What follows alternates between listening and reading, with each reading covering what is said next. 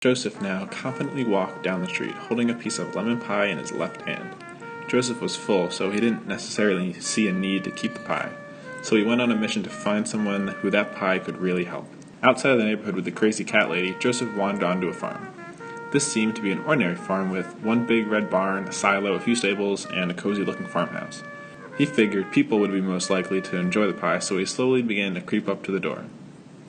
As he walked, his shoes were getting covered in smelly mud. As he took a step about 15 feet from the door, a dog began to bark. When the dog began to bark, a shifting occurred within the occupants of the house.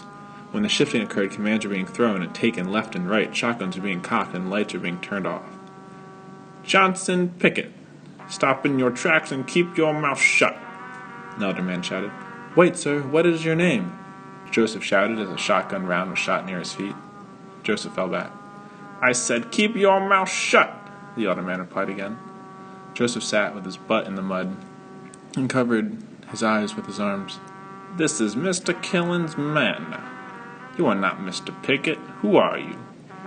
Mr. Killen said warily, but less aggressive. My name is Joseph, sir. I'm sorry to disturb your manner, and I was just trying to deliver this pie," Joseph replied.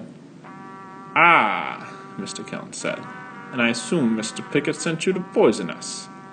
No, sir, I came here on my own power," Joseph said.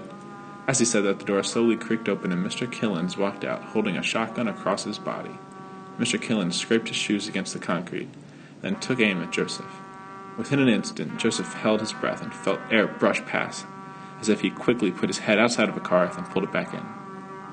When Joseph opened his eyes to check for damage, he didn't see any, but he noticed his pie was gone.